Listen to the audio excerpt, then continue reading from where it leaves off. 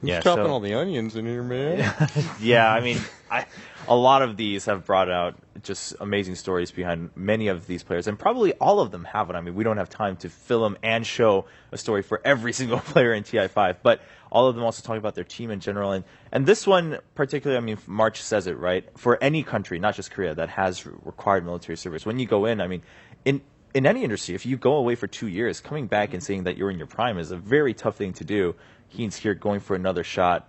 And, I mean, he's already made it to TI, but to go further would be quite the jump and the confidence boost that he can continue, as he mentioned at the very end there. Who was it that also went into military service? I'm thinking of HYHY. Is that correct, or am I mixing it up with something else? Because I seem to remember there was another major SEA player that had forced military service, whatever you call it. I mean, I know they talked about March, how he will be yeah, going. March, March will will be, be but going. it's something that goes back a bit further, maybe a few years. I can't remember if it was HYHY or not. That sounds maybe about I'm right wrong, to me.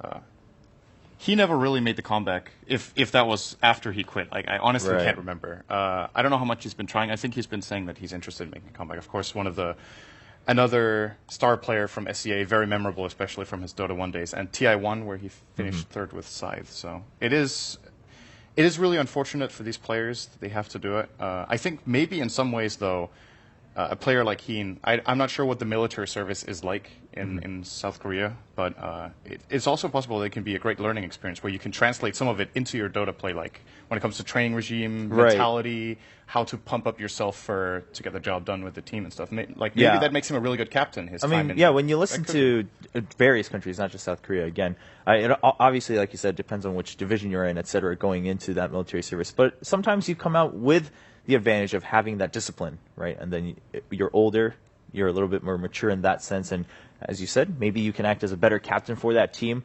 Hot6 not doing so well record-wise yet, but they still have that chance, and at the very least, if they can end up in the top half of the lower bracket, they get to choose their opponent, maybe they can go forward there, and maybe, as Ben was mentioning earlier, maybe avoid the chance of Phoenix picking their sister team here, Hot6, as we go forward into the bracket stage. But so Hot6 games will be coming up shortly on our streams across the board, and MVP Hot6. 2 matches left again. It's going to be Newbie and Empire, and all 3 of those teams actually still a lot to prove. So as you can see on stream 2 and 3, well, they won't be playing simultaneously, but they will be going forward. Hot6 will play one and then the other going forward.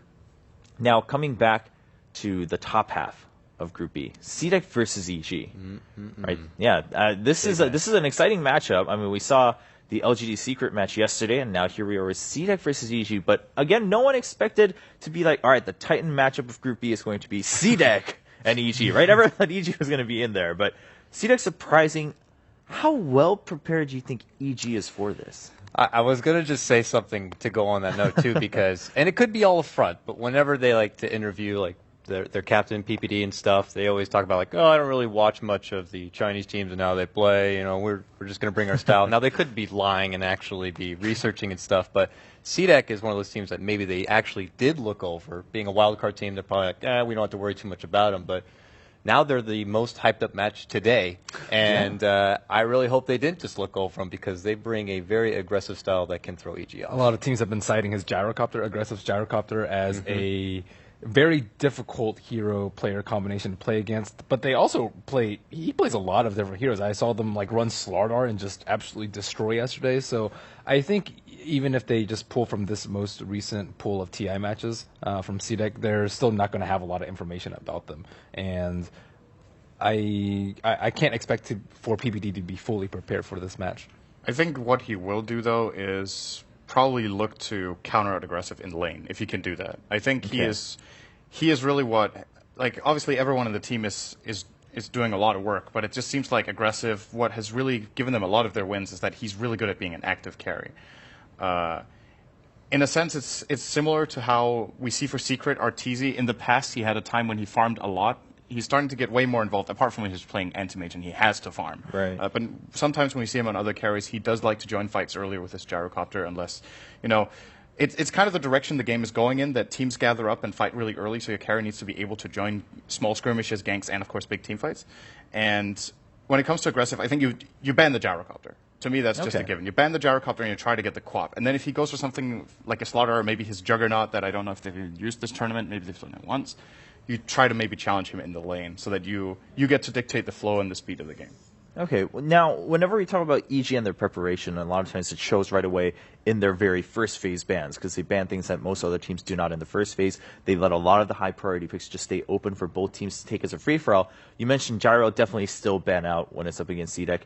Are there any other heroes you would like to see, or you think that EG might want to just ban out in the first phase, contrary to some of the other popular ones? Lina and TA maybe for Shiki, especially when Shiki's on Dire. I think the TA is a very, very scary pick, and I know that Sumail doesn't really mind playing against a TA as a Storm Spirit, but just that whole sort of like Roshan control, just because if their carry is very, very aggressive and they can just secure map control in the first 10 minutes, you don't want them getting Rosh, because then it's just going to mean another 10, 15 minutes of map control. And they're very good at setting that framework like right immediately after the lane start or when the lanes start to rotate around a little bit. So I think they're going to play differently and ban differently on each side. Okay, Dakota, what about you? Do you think there's any other heroes that really come to mind when you think about C-Deck that EG perhaps has prepared against them? The only thing I can think of is if EG feels C-Deck is worthy enough, or if they value enough getting this win, that maybe they entice or bait out C-Deck to pick something that they are comfortable with, and that's when they pull something out, similar to what they did against Fiji Gaming with the FY Bounty Hunter. Maybe they throw out there the Lesh, or they do give them the Gyro and risk taking that head on with something they might have been able to formulate, outside of the TI. So I'm not too sure, to be honest. It just comes down to how much EG have prepared for this kind of matchup. Because C-Deck, once they build up that kind of momentum, if they get something like a Gyro, they make that 7-minute gank happen, they end up being successful. It's very hard to take that back away from them. They will hold on to that advantage and not look to let go. Yeah. Now, of course, EG, like you mentioned, I mean, a lot of times they are known this week in TI to be giving up a lot of these strong heroes and just say, all right, we have a counter prepared, or we want to try this maybe, see how it pans out. But overall, it doesn't seem to have met the level of success they probably wanted it to, nor their fans. Do you think now, when it's now fighting for that first seed, do you think it's important for them to just say, all right, we'll just go with whatever's most stable? Maybe that's a switch that they need, because they're always too dynamic about their drafting. What do you guys think about that option? For EG? Yeah. Well, I don't know how much they care about the current group standings, but even if they win 2-0, they're not safe. That's true. true. The thing. So the question is, if you look at it as like a gamble and whether you want to quote unquote burn a strat, I would agree probably taking the stable approach here, because ultimately, whether or not you get first place is actually now out of your hands. You can win the 2-0 against C-Deck, but if they win their other match 2-0, you're still second. Right. Now, if you win 2-0, you force them to win, because then a draw is not enough for them. So if they tie you still win on head-to-head. And, of course, in addition, you want to show that you're strong, right? So, of course, you want to go for the wins. I would say it's unlikely to see something very funky for EG here, because the actual value of winning this series might be nothing, right? It could be. So I would agree. Stable here. As far as going further in the tournament, I think it's really good that they're being funky with their draft. It's the way they've historically won a lot of tournaments by catching their opponents off guard. It's great to have aces up your sleeve, but the question is, how many aces do you have in the deck? You might want to save them for the main event. That's a good way to put it. Ben, on the flip side, EG does have a lot of niche picks. Do any of these directly go against what C-Deck wants to play, so that C-Deck maybe has to ban these out on the other side? I'm not sure how effective Clinks will be. I think that's one that they turn to a fair amount. Clinks is good at punishing greedy teams, and I don't view C-Deck as a greedy team at all. I think they have, the typical group around together and a very tightly knit chemistry and teamwork, and that's not very easily punishable by a Clinks. So I think they should shy away from that. I did not like their triple invis strategy, the Clinks, Bounty Hunter, plus Treant Protector. I also think that's probably a no-go for them. Aside from that, I mean, it's just the standard, and of course they need to be flexible as the draft goes on. It's a 2-game series, so even if they drop one, they still get a good feel out for their opponent. And this is an opponent, again, they have not faced. And EG in Group B hasn't faced many of their opponents, and this is why they're not undefeated, I feel like. They take time to adapt, to grow, to learn from their opponents and learn from their mistakes. And if they drop game 1, I'm very confident in them in game number 2. But it's just a matter of how generic of a strat. It's generally like a Naga plus something safe, maybe an anti-mage to delay the game, maybe a Darkseer for the combo plus holding the high ground. These are the stable strats that I'm looking for EG to run. Yeah, and now let's talk a little bit bigger picture going forward. As we wait for these teams to prepare for their match, Dakota, one thing we discussed briefly yesterday was, all right, so if you're in the top 2 of Group B, no matter which team comes out on top, would you, maybe it does depend, of course, which team you are, EG or CDEC, but would you rather play against Complexity or C9, right? Because if you're EG, maybe you know C9 better, maybe, or at the same time, you just don't like that matchup because C9 games can go very long, and you're not sure how that always ends up. But Complexity, a little bit of a wild horse coming in. Yeah. That's actually hard to say, especially with Complexity being able to 2-0 C9 today. I don't know how much value a team like CDEC or EG look into that. I want to say a team like EG might just go forward with Complexity. Just maybe it's a team they're probably used to scrimming against a bit. I don't know if they've given Complexity the leisure of scrimming with them a whole lot, but it's probably something they're going to be a lot more comfortable with going into, seeing what they expect. Complexity seem to be very good at adapting to what teams like EG and Secret pull out, so maybe EG feel like they're going to be one step ahead with that kind of game plan and would rather expect to see something that they'll be familiar with than the unexpected. Who would CDEC rather pick, though? I don't know. Because they're far more likely to get first, I feel like. Yeah. Just winning one of the 4 games. Or it's really difficult. I think one of Cloud9's strengths going into a tournament is how volatile they are. It can be great and it can be bad, but it makes them a very unattractive pick for this kind of situation where you could be like, is that good or bad for them in this situation? Maybe they would rather meet CDEC, right? But CDEC are like, we actually don't want to play Cloud9. And they end up against one of their, I don't know what the plural of Nemesis is. Nemesi? Do you say that? I don't know. Now you do. I actually don't know. Good question. You end up against EG, and generally EG and Secret are the 2 teams that Cloud9 tend to struggle the most against. And, well, if I personally think, regardless of who gets first in Group B, they will not pick Cloud9 just because of that. Like, it's too risky. They have like these explosive strats. They 16-0 at IG. That kind of speaks for itself.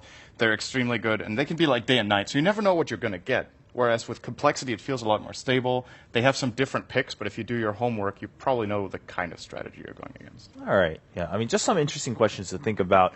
And I do believe there is still a possibility that EG doesn't finish. If they lose in this one and some other results happen, they may not even end up in the top 2.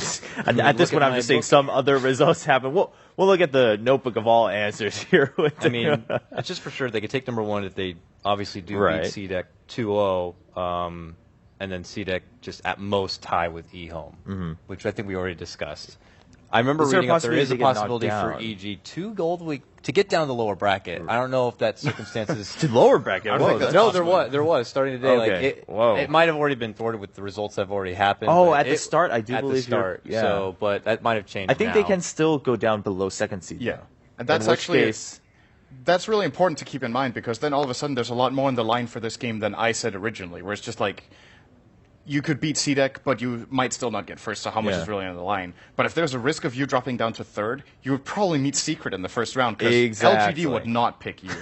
So I don't think is anyone a very unattractive matchup, I think, for the first round, the winner bracket for EG. So with that in mind, I do believe a draw is enough to secure them top 2. I think you have to 100%. lose to CDEC to have that risk happen. Yes, they would definitely be at least looking for the draw then. And that could mean that should they lose their first game, they might burn a strat in the second one because they're like, it's actually really important we don't meet Secret round 1 of the winners bracket. So. Yeah. On the other hand, they have really good experience, or they have a lot of experience playing against Secret. I think they've lost the last few matchups, but they've beaten them historically.